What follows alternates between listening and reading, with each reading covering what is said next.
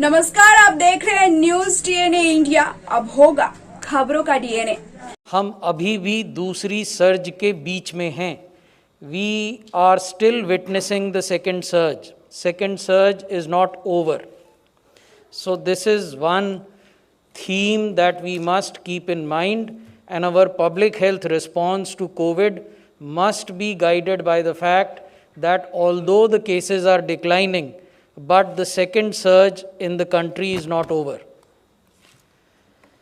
जब हम कहते हैं कि देश में केस डिक्लाइन कर रहे हैं, तो ये 3 नक्शे हैं जो दिखाते हैं कि 30 जून के सप्ताह में देश में 108 जिले ऐसे थे जो प्रतिदिन 100 से ज़्यादा केसेस दर्ज करते थे। 31 जुलाई में ये घटकर 108 से घटकर 58 जिले रह गए जो प्रतिदिन 100 से ज़्यादा केस रिपोर्ट करते हैं, और अब 9 सितंबर को देश में केवल 38 जिले ऐसे हैं जो 100 से ज़्यादा केस प्रतिदिन रिपोर्ट कर रहे हैं। तो जो ज्योग्राफिकल स्प्रेड है कोविड-19 के हॉटस्पॉट्स का, यानी ऐसी जगहों का जहां बड़ी संख्या में प्रतिदिन केस रिपोर्ट होते हैं, उसमें भी लगातार गिरावट आ रही है। अगर हम डेली एक्टिव केसेस देखें तो ये नंबर 4 लाख से 3,50,000 के बीच में अभी चल रहा है। आज की तारीख में ये 3,93,000 केसेस हैं। ये एक समय में घटकर कुछ दिन पहले 3,53,000 हो गए थे, फिर बढ़े और उसके बाद फिर घट रहे हैं। क्यूमुलेटिव रिकवरी रेट जो है वो 97% से अधिक है, यानी कुल 97% लोग ऐसे हैं जो इस बीमारी से ठीक हो गए हैं, रिकवर कर गए हैं। देश में एक ही राज्य ऐसा है जहां 1 लाख से ज़्यादा एक्टिव केसेस हैं।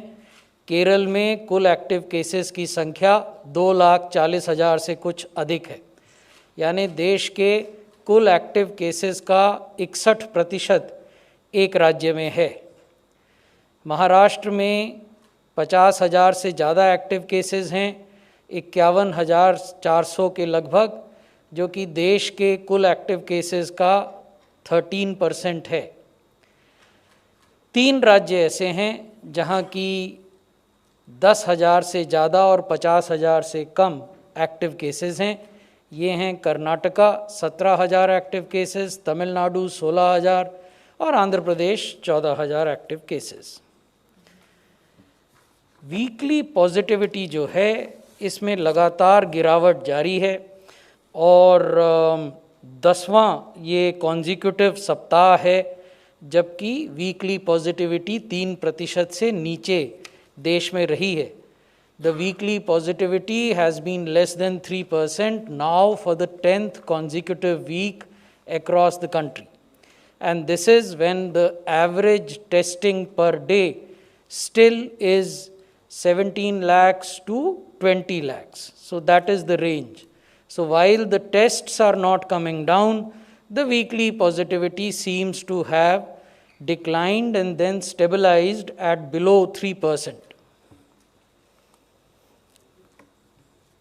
ये वो जिले हैं जहाँ की अधिक पॉजिटिविटी है।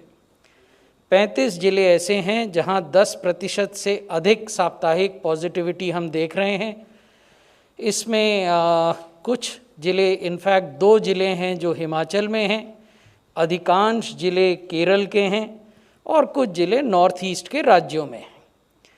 30 डिस्ट्रिक्ट्स ऐसे हैं जहां की साप्ताहिक पॉजिटिविटी 5% से अधिक है और 10% से कम है। तो कुल ये फैलाव है कोविड-19 का, और ये ही वो ज़िले हैं जो कि चिंता या कंसर्न के ज़िले हैं, और ये जानकारी हम राज्यों से शेयर करते हैं, संघ शासित क्षेत्रों से शेयर करते हैं और उनसे विमर्श करते हैं कि उन्हें किस प्रकार के कार्रवाई इन ज़िलों में करनी चाहिए ताकि डिज़ीज़ के फैलाव को रोका जा सके और वैक्सीनेशन को तेज़ गति से बढ़ाया जा सके। ये वैक्सीनेशन की स्थिति है।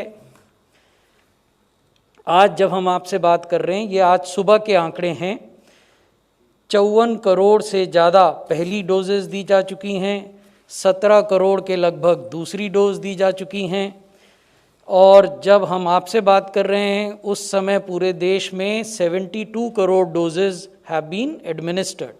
So that is another landmark that we have crossed today. We have administered 72 crore doses across the country. This includes both the first and the second dose. If we look at the coverage of main important categories, health care workers के 99% को पहला टीका लग चुका है और 84% को दोनों टीके लग चुके हैं। फ्रंट लाइन वर्कर्स में 100% को पहला टीका लग चुका है और 80% को दूसरा टीका लग चुका है। और अगर 18 बरस से ऊपर की जो जनसंख्या है हमारे देश की उसको देखें तो उसमें 58% लोगों को हमने एक शॉट से कवर किया है और 18% लोगों को दोनों शॉट्स या दोनों टीके लग चुके हैं। ये वो राज्य और संघ शासित क्षेत्र हैं जहाँ की पहली डोज का कवरेज 85% से अधिक है पूरी बालिग जनसंख्या का। These are the states and UTs where the 18+ population, 85% of that population group has been covered with the first dose. While Sikkim, Dadra and Nagar Haveli and Himachal have covered 100% of their population with first dose, we have Tripura, Ladakh, Daman and Diu, Lakshadweep, Uttarakhand and Mizoram who have covered more than 85% of their population with the first dose. We have also shown you in this slide the second dose coverage in these states. अंत में हम आपको बताना चाहेंगे कि न केवल टीकाकरण की रफ्तार देश में बढ़ रही है बल्कि जो कवरेज है वो भी बहुत तेज़ी से बढ़ रहा है। आप देखेंगे कि मई के महीने में हम लगभग 20 लाख टीके प्रतिदिन औसतन लगाते थे। आज हम सितंबर में 78 लाख टीके औसतन प्रतिदिन लगा रहे हैं। The average per day dose administered has increased from 20 lakhs in May 2021 to 78 lakhs in September 2021, only the first 7 days of September, and this number is expected to climb even higher. If we look at absolute number of doses administered, मई के पूरे महीने में हमने देश में लगभग 6 crore doses administer की थी। ये स्लाइड के सबसे नीचे में हमने दिखाया है और उससे ज़्यादा डोज हम सितंबर महीने के पहले 7 दिनों में एडमिनिस्टर कर चुके हैं। जितने टीके हमने 30 दिन में मई में लगाए उससे ज़्यादा टीके हमने 7 दिन में सितंबर में लगा दिए हैं और ये रफ्तार अनवरत जारी है। पिछले 24 घंटे में 86 लाख डोजेज़ या टीके लगाए गए। लेकिन हमें ये नहीं भूलना चाहिए कि आने वाले दिन त्योहारों के दिन हैं, उससे पहले हमें टीकाकरण की रफ्तार को और बढ़ाना होगा। जो भी हमारी वल्नरेबल जनसंख्या है उसको हम वैक्सीनेट कर पाएँ, ये प्रयास होना चाहिए राज्यों का और भारत सरकार का एक साथ मिलकर। इस पर हमारे कदम जारी हैं और साथ ही साथ जो कोविड के अनुरूप बिहेवियर है उसका पालन भी आगे चलते हुए हम करते रहें, ये भी बहुत महत्वपूर्ण है। बहुत बहुत धन्यवाद। ये कोविड-19 वैक्सीन ट्रैकर के बारे में है जो कि DGICMR और secretary department of health research आपके समक्ष प्रस्तुत करेंगे। ये एक बहुत ही महत्वाकांक्षी इंटरवेंशन है जो कि ये दिखाता है आंकड़ों के साथ, एविडेंस के साथ, कि जब हम टीकाकरण करते हैं और उसके बाद जो ब्रेक थ्रू इन्फेक्शन होते हैं उनकी मॉनिटरिंग की साइंटिफिक व्यवस्था क्या है और उसके क्या निष्कर्ष निकले हैं। Doctor Balram Bhargava. Thank you, sir. Before I go to the vaccine tracker, just say a few general points, and I will reiterate that We know that the second wave is still on. We have 35 districts in the country which are more than 10% positive, and 30 districts are between 5 and 10% test positivity rate, weekly average positive. And so these are districts where we need to observe district level restrictions very clearly, and they should remain in restrictions till their positivity rate comes below 5%. Second point is that mass gatherings have to be discouraged, and low-key observations of festivals this year will provide us opportunity to celebrate in a bigger way next year. Tomorrow is Ganesh Chaturthi, then we have the Shahra, then we have Deepavali and Christmas. We have several festivals coming in the next few months. So if we will celebrate them in low key, they will be very useful, and we can avoid the pandemic further. The second point is responsible travel rather than revenge travel. So travel to tourist destinations linked to festive seasons to be curtailed by individuals and families. Very clearly, this will have an impact on the long term. And use of masks before and after vaccination have to be continued as we speak. That is very important. So now, as the Health Secretary has said, that we have tried to develop a India COVID-19 vaccine tracker. This has been called having the data synergies between CoWIN, COVID-19 India portal of Ministry of Health and Family Welfare, and COVID-19 testing portal also of Ministry of Family, ICMR, Department of Health Research and Ministry of Health and Family Welfare. These data have been synergized based on the ICMR identification number and on the basis of mobile numbers, and we have been able to get a vaccine tracker which is going to be online very soon in the Ministry of Health website. But before that, I will show you 2 or 3 key slides about the protective effect of vaccines against death. Preventing mortality, vaccine effectiveness, 1 dose is 96.6%.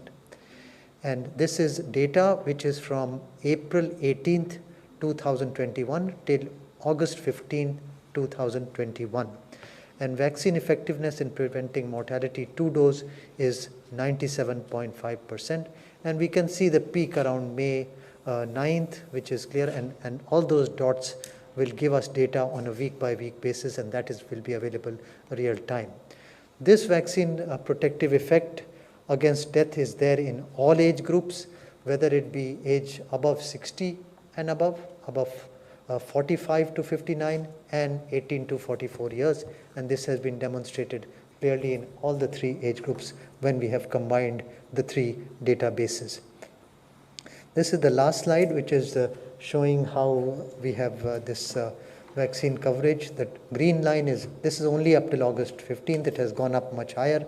So this is showing how the green line, which is both the doses, and the blue line, under the blue line is showing the single doses. If we click on this icon, we can see this. Can you click on it, please? Yeah. If it opens up, that's fine. Yeah. Yeah. So you can come to the tracker. So this tracker will be, I'll just give you a glimpse of how it will appear on the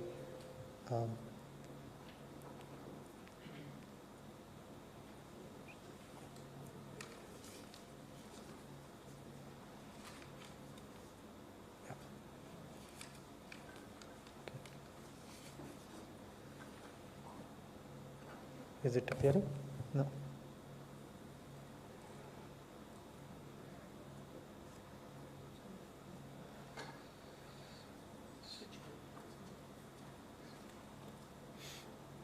switch कर दीजिए यदि input no signal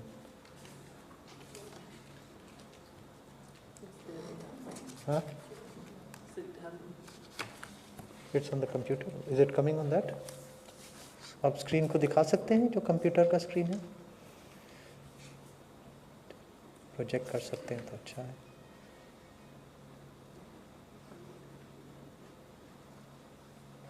You can go to the last slide Yeah. and click on that bottom link. Yes.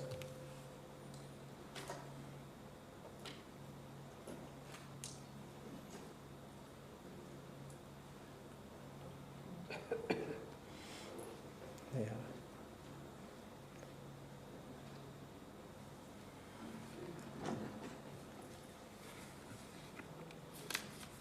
Yeah. So this is how it will appear on. आप किसी भी एक point पे लगा दीजिए on the website. एक dot पे लगा दीजिए. हाँ. So this will give you week by week what is the first dose death, what is the second dose death. Go to the next point. Say May 28th, number of deaths, first dose. So this has been prepared and this will be on the ministry website very soon. Next, नीचे ले जाइए. और नीचे वाले में चले जाए. Next graph में. हाँ, इसमें भी पॉइंट पे आप किसी भी पॉइंट पे ले जाइए. So every age group 60 and above, number of deaths after first dose, percent after second dose, and non vaccinated कितने थे percent at that point. So this is clearly giving us that if they are non-vaccinated, which is the red line, that is very high death. If it is a first dose, which is a blue line, and the second dose, which is a green line, the effect is so much that the death rate is nearly zero or nearly 1 or 2%. Thank you. नीचे भी दिखा सकते हैं आप doses last वाले graph में. हाँ, इसमें भी किसी पॉइंट पे भी दिखाई इस हफ्ते कितने वैक्सीनेशन हुए, first dose, second dose. So this is also giving you week by week total vaccine coverage, first dose and second dose. Thank you. So this will be available on the Ministry of Health website in a few days time, and this has taken a lot of effort for combining all these three databases to give us this week by week vaccine coverage, vaccine effectiveness, first dose, second dose, and deaths. Thank you. Scott. Thank you very much. Doctor Bhargava ने जो data दिखाया है उसी को आगे बढ़ाते हैं कि हमारी लर्निंग अभी तक जो हुई है वैक्सीन की एफिकेसी से, उसको हम अब कैसे लेवरेज करके इस काम को और पूरा करें. It is clear that when you give 2 doses there is a near total protection of serious disease and death. We have shown you this data earlier. हमने इसको एम्फेसाइज किया है और हमेशा दूसरी डोज भी पूरी हो, पूरा टीकाकरण हो, इसको हमने एम्फेसाइज किया है. आज हमने ये भी देखा क्लियरली और बड़े डायनेमिक डेटा के साथ में, और इससे पहले बाकी जो स्टडीज़ अवेलेबल हैं वहाँ से भी निकल के ये आता है कि हमारे जो वैक्सीन नेशनल कार्यक्रम में हैं, प्रोग्राम में हैं, वो वैक्सीन एक डोज के बाद भी सीरियस डिजीज़ और डेथ इन पर्टिकुलर 90% से ऊपर आसानी से 52, 53, 96, 95% तक आपको डिफरेंट तरीके से देखें. और इसमें तो क्यूमुलेटिव डेटा दिखाई दे रहा है कि 95-96% तक सेव करते हैं डेथ को. इसलिए क्लियर हो जाता है कि हमारे टूल्स में जिससे हम पेंडेमिक की लड़ाई लड़ रहे हैं, उसको बार बार हमने यहाँ हाईलाइट किया है, उसमें जो वैक्सीन टूल है वो हमारी सबसे महत्वपूर्ण शील्ड है और आगे ये हमें प्रोटेक्ट करेगा, डेथ्स बचाएगा, डेथ्स को कम करेगा, लाइव्स को बचाएगा. Going forward you can see how this will change this scenario very dramatically. It has already change the scenario truly speaking. आज हमने दिखाया कि 18 एडल्ट पॉपुलेशन में, 18+ पॉपुलेशन में सिंगल डोज 58% पॉपुलेशन को मिल गई है. 58% और both doses to 18% of the eligible population today, 58%. तो अब बहुत विनती से हम कहना चाहेंगे कि जो व्यक्ति छूट रहे हैं अभी तक, जिन्होंने अपना वैक्सीन नहीं लगाया, वैक्सीन उपलब्ध है, बहुत मात्रा में उपलब्ध है, सब जगह उपलब्ध है. और हमने इतने प्रदेश आज देखे हैं जहाँ पर तो 85% से भी ज़्यादा कवरेज हो गया है. तो ये रिक्वेस्ट है हम सब की तरफ से कि प्लीज़ अपना टीकाकरण शुरू करिए. पहली डोज लगेगी तो फिर दूसरी लगेगी. तो क्या ये टीकाकरण की जो पहली डोज है, जो छूट गए, जो रह गए हैं, कोई भी वयस्क हमारे देश का, पुरुष, स्त्री, pregnant woman, everybody should come forward and take the first dose. इस 58% को हमने 100% करना है और तेज़ी से करना है। जैसे मैंने कहा कि पूरा टीकाकरण तभी होगा जब पहली डोज मिलेगी, तभी तो दूसरी का ड्यू होगा। तो जो छूट गए हैं, आज हम अपील करेंगे कि वो जल्दी से जल्दी अपनी डोज लें, शुरुआत हो उनका टीकाकरण का, और फिर समयबद्ध तरीके से दूसरी डोज लें। और इसको करने से ये लगभग एश्योर हो जाता है कि कोविड की वजह से डेथ जो है वो लगभग ख़त्म हो जाएगी, नहीं होगी उस व्यक्ति में। तो एक ये मुद्दा क्लियर हो रहा है। 72 करोड़ डोजेस लग चुकी हैं, स्पीड बढ़ी है, लेकिन जो रह गए हैं, no one should be left behind, no one should be left behind. और हम सब की जिम्मेवारी है जो इसमें नहीं जुड़ पाए हैं अभी तक, उनको हम अपने उस तरीके से जोड़ें और ये संभव कर सकें कि जल्दी से जल्दी एक डोज कम से कम जो है वो जल्दी से जल्दी सबको मिल सके। दूसरी बात कही गई कि second surge is still continuing. आप देख रहे हैं कि ये टेपरिंग लंबी है, उसी लगभग उसी पॉइंट पे स्टेबल है।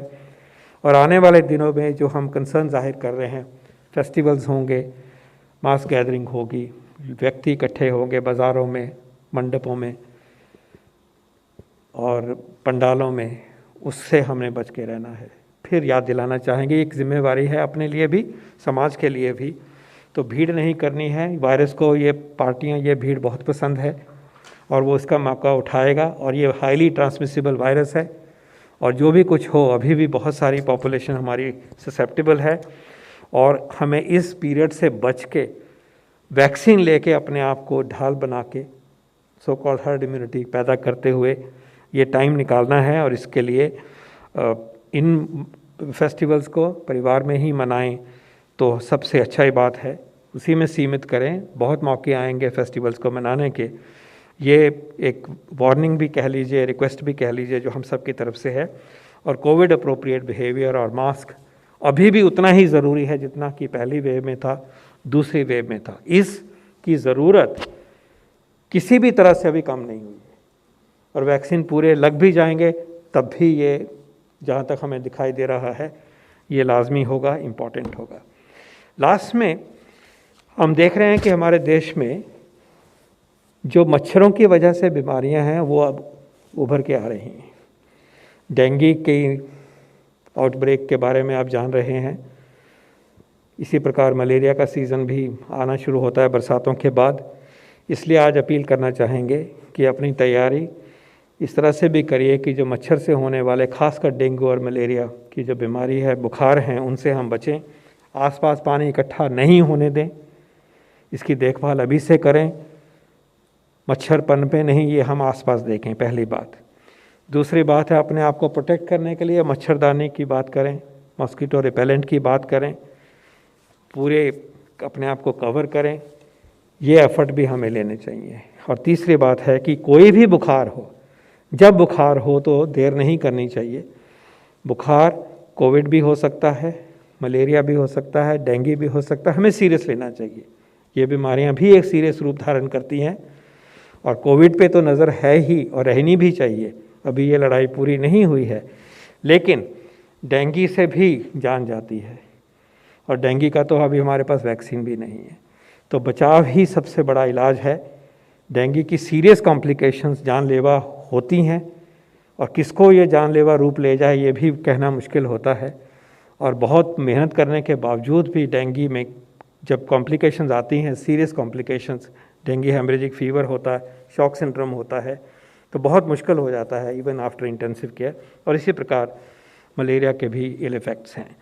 तो रिक्वेस्ट है कि इसकी भी बात फैले और प्रिवेंशन, सजगता, अवेयरनेस इन बीमारियों से बचने की भी साथ साथ चले।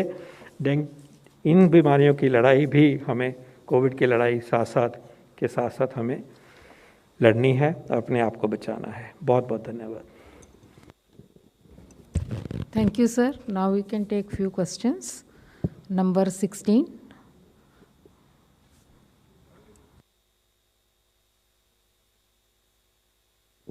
सर, कई पब्लिक हेल्थ एक्सपर्ट्स ने और एसोसिएशन ने लिखा भी है आप लोगों को कि जिन लोगों को संक्रमण हो चुका है, क्या उन लोगों को वैक्सीन देने की ज़रूरत है, क्योंकि उनमें नेचुरल एंटीबॉडी है तो उसको पीरियड को डिले किया जा सकता है। क्या इसके बारे में आप लोग विचार कर रहे हैं? और दूसरा ये कि जिस तरह से उत्तर प्रदेश में ये वायरल फैला था, तो क्या इसी तरह से पिछले सालों में भी हुआ, या यहाँ कहाँ चूक हो गई, आप डायग्नोस नहीं कर पाए टाइम से? सर, जो उत्तर प्रदेश में फैला था। So first regarding जिनको कोविड हो चुका है उनको वैक्सीन लगनी चाहिए कि नहीं लगनी चाहिए, पहला सवाल आपका ये था। तो इसको बहुत सिंपल तरीके से ये समझ के रखिए, हम लोगों ने एक क्लियर इंस्ट्रक्शन दिया है कि कोविड होने के 3 महीने के बाद वैक्सीनेशन लेना ज़रूरी है, पहली चीज़। दूसरी चीज़, हम लोगों ने साइंटिफिकली भी स्टडी कर लिया, पब्लिश भी कर दिया, दोनों वैक्सीन्स के लिए पब्लिश कर दिया कि एक कोविड बुखार और फिर कोवैक्सीन और या कोविशील्ड तो 1 डोज के बराबर है। तो यदि आपको कोविड हो चुका है और फिर आपने फर्स्ट डोज ले लिए तो 2 डोज के बराबर आता है, एंटीबॉडी टाइटर से आता है। मगर फिर भी हम लोग ये कहेंगे कि अपना कोर्स पूरा करें, दूसरी डोज भी ज़रूर लें। Is that very clear? हाँ, यूपी में जो हुआ है अभी, फिरोज़ाबाद में और मथुरा में और आगरा में भी देखा गया है, उसको क्लियरली ये पता चला गया है कि ये डेंगू फीवर है और D2, जिसे डेंगू वेरिएंट सेरोलॉजी में D2 है, जिसमें हेमरेजिक भी होता है, जिसकी वजह से बहुत जानलेवा टाइप का होता है, डॉक्टर साहब ने बताया भी, जिसमें फ्लूइड्स का और प्लेटलेट्स का, कई में प्लेटलेट्स ड्रॉप भी करती हैं। तो वही पाया गया है कि ये D2 डेंगू था जिसकी वजह से ये प्रॉब्लम थी। तो इसमें जैसे बताया है कि मच्छरों को पनपने ना दें, पानी को इकट्ठा कहीं पे रहने ना दें जिससे मच्छर उसमें पनपे या उनके लार्वा ग्रो करें, तो वो सब एहतियात रखना बहुत ज़रूरी है। और ये मानसून सीज़न में ज़्यादा होता है, तो इसलिए हम लोग को केयरफुल रहना ज़रूरी है।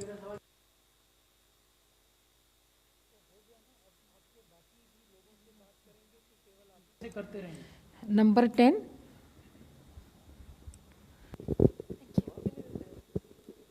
Could you please give a status or a timeline for some of the vaccines that have got emergency use authorization? So Moderna, Johnson & Johnson single-dose vaccine, and Zydus, and Sputnik, of course.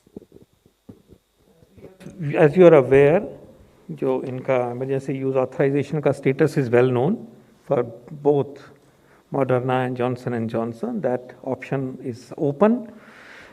With regard to their import or deployment from the production of Johnson & Johnson within the country, local production, but being made available to the country, we have been informing you that there are issues around which we still have to find a common ground with respective manufacturers, and we are working in that direction. Number 50. Again, 50.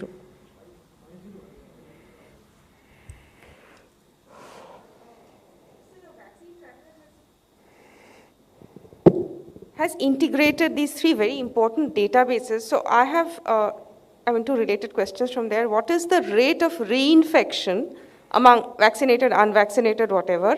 And what is the rate of breakthrough infections after full vaccination?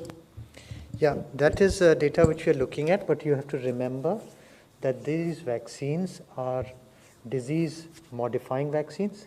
They are not disease-preventing vaccines. So breakthrough infections will occur even after vaccination, and that is why we all the time keep on recommending that continue to use the mask and continue the COVID-appropriate behavior. Those numbers are being analyzed. At the moment, the most important thing was death, which is probably the most important thing for everyone, which has been clearly shown. Those numbers also, I'm sorry, those numbers also we'll share with you as we have shared the death data. But rest assured that building on the logic that DGICMR has just shared with you, the breakthrough infections after the first dose or after both doses do not result in mortality and result in extremely low almost insignificant percentage of hospitalization. So that is the message that comes out from the vaccine tracker. The granular details we'll keep on sharing with you as we keep on developing this, and it will be available on the website of the ministry. Sir. 116. Sir मेरा सवाल ये था कि जैसे कि sir ने बताया कि ऑन एवरेज 78 लाख वैक्सीन अब लग रहे हैं, और हमने देखा 10 दिन में 1 करोड़ से ज़्यादा भी वैक्सीन लगा है। और लेकिन जो आज वित्त मंत्रालय की एक रिपोर्ट आई है, उसमें कहा गया कि जो बड़े राज्य हैं, उत्तर प्रदेश है, महाराष्ट्र है, बिहार है, जहाँ बड़ी जनसंख्या है, वहाँ पे फर्स्ट डोज अभी भी 50% से ज़्यादा नहीं लगे हैं। तो ये कितना चिंताजनक स्थिति है, और जो लक्ष्य है पूरे देश को इस साल आखिर तक वैक्सीनेट करने का, क्या ये अगर रफ्तार आती है तो क्या हम हासिल कर पाएंगे क्या वो? देखिए, हमेशा महत्वाकांक्षी लक्ष्य रखने चाहिए और हमेशा आशावादी होना चाहिए। इस रफ्तार में कोई समस्या नहीं है, और मैंने आपको ये बताया कि ये रफ्तार 3 महीने में किस तेज़ी से बढ़ी है, और ये आपने और हमने मिल के किया है। ये रफ्तार कोई तीसरे लोग आकर नहीं बढ़ा रहे हैं, इस देश के निवासी बढ़ा रहे हैं। इस देश के निवासियों में ये जागरूकता कि हमें टीका लगाना चाहिए, वो इस रफ्तार को बढ़ा रही है। इस देश के वैक्सीन निर्माता जिन्होंने कि अपनी मैन्युफैक्चरिंग कैपेसिटीज़ को 2 गुना, 3 गुना, 5 गुना बढ़ाया, वो इस रफ्तार को बढ़ा रहे हैं। तो हमें इस चीज़ को एप्रिशिएट करना चाहिए, हमें अपने देश की उपलब्धि का गुणगान करना चाहिए, और हमें ये देखना चाहिए कि इससे अब हम आगे ऊंचे स्तर पर कैसे पहुँचें। निराशावादी होना बहुत आसान है, लेकिन चुनौती का मुकाबला करना, चुनौती से जीतना, वो तभी संभव होगा जब सब लोग मिलके काम करें और आशावादी हों। और इसी रवैये ने, इस एटीट्यूड ने हमें ये प्रगति अब तक दिखाई है, और भविष्य में भी हम इसी प्रगति के मार्ग पर आगे बढ़ेंगे। लास्ट क्वेश्चन 29 पीछे।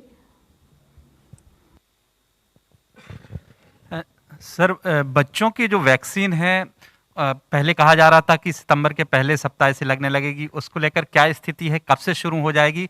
और दूसरा, कई राज्यों में तो अब तो छोटे बच्चों के स्कूल भी खुल गए हैं, तो उन राज्यों के स्कूलों को क्या एडवाइस है? क्या अब सेफ है स्कूल खोलना, या जब वैक्सीनेशन हो जाए तभी खोलें?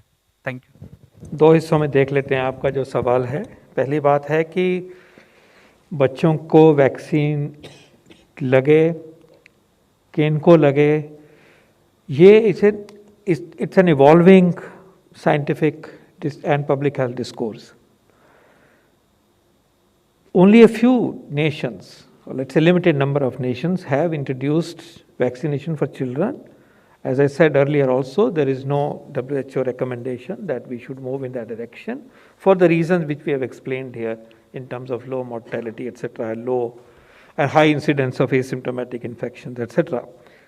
But the fact remains that we as a nation and as government are working actively in the direction of scientific validation of our vaccines for potential use in children. तो उसको, जैसे आपको मालूम है, Zydus vaccine already licence for children, हमें मालूम है कि इतना स्टॉक पाइल है, उसको अगर हम बच्चों पे दें तो किस तरह से दें, कब दें, कैसे दें, उसकी चर्चा हमारी साइंटिफिक बॉडीज़ कर रही हैं। कोवैक्सीन का ट्रायल बच्चों में बहुत क्लोज पहुंच गया है कंप्लीशन के। Once we have results, that vaccine would be potentially available. अगर देना हो तो हमारे पास एक और चॉइस होगी। इसी प्रकार बायोई का वैक्सीन को भी परमिशन मिली है कि वो ट्रायल पूरा करें। नोवावैक्स, कोवैक्स को भी मिल गया। पहली बात तो ये अप्रिशिएट करनी चाहिए कि देश की धरती पर ये एक साइंटिफिक जर्नी सिस्टमैटिक तरीके से इस ग्रुप को वैलिडेशन के लिए, वैक्सीन्स की वैलिडेशन के लिए आगे अग्रसर हो रही है। दूसरी बात यह है कि फैसले का इंतज़ार करते हैं कि एक वैक्सीन अब अवेलेबल हुआ है बच्चों में पोटेंशियल यूज़ के लिए, डिक्लेयर हुआ है, उसके ऊपर हमारी एंटेगी हमें क्या फ़ैसला देती है। तो that is something that we would wait for. जो इशू आता है वैक्सीन से और स्कूल खोलने से, उसको हमें ये लेके चलना है कि स्कूल खोलने के लिए बच्चों को वैक्सीन लगे, ये क्राइटेरिया कोई भी दुनिया में नहीं मानते, क्योंकि स्कूल तब भी खुल रहे थे जब वैक्सीन का नामो निशान नहीं था. So that is not a criteria. No scientific body, no epidemiology, no evidence suggests that that is to be a condition. However, teachers को वैक्सीन लगे, स्टाफ को वैक्सीन लगे, ये एक बहुत ही डिज़ायरेबल बात है और उस डायरेक्शन में बहुत ही कवरेज करने की कोशिश की गई है हमारे देश में कि टीचर्स को और स्टाफ को कवर किया जाए और हमें लगता है कि लगभग बहुत हद तक वो कवर हो गए हैं, जिस तरह से अभी रिसेंट पास में उस पर एम्फेसाइज किया गया है. इसके अलावा पेरेंट्स का टीका लगे ताकि बच्चे बाहर से लेके इन्फेक्शन आए तो कम से कम पेरेंट्स को वैक्सीन लगा हुआ होगा तो उनकी वो बचत रह जाएगी, वो उनको इन्फेक्शन नहीं होगी. तो वैक्सीन में बच्चों के लिए ज़रूरी नहीं, कोई कंडीशन नहीं, टीचर्स को होना चाहिए, highly desirable and this is within our grasp. Parents को लगना चाहिए, that is within our grasp. लेकिन स्कूल खोलने के लिए लास्ट में ये कहना चाहूँगा कि ये जो प्रक्रिया है ये सिर्फ एक हिस्सा है. ओवरऑल सिचुएशन एपिडेमियोलॉजी की सेफ होनी चाहिए कि संक्रमण रुका हुआ है, पेरेंट्स का साथ होना चाहिए एंड अबव ऑल स्कूल जब खुलेंगे उसके जो SOPs हैं कि बिठाना कैसे है, स्कूल का कमरा वेंटिलेटेड हो, खुले में क्लासेस हों, स्टैगर्ड क्लासेस हों, उनकी चेकिंग हो, मास्क पहना जाए, वो जो SOPs हैं they are of the most critical importance. और उसको साथ लेके स्कूल खोलने की प्रक्रिया साइंटिफिक दृष्टि से देखें तो संभव है और उसी तरह की अप्रोच हमें लगता है कि सब स्टेट गवर्नमेंट्स अपने अपने तरीके से ले रहे हैं. धन्यवाद. Last question 175.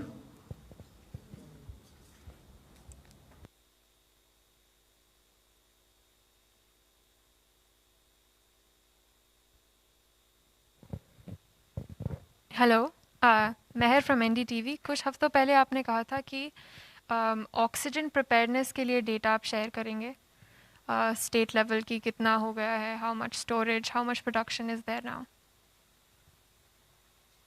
हाँ बिल्कुल करेंगे, एकदम करेंगे. वो पिछले वाले में आप आई नहीं थी, आपने सवाल भी नहीं पूछा था, हम तो जानकारी लेकर आए थे.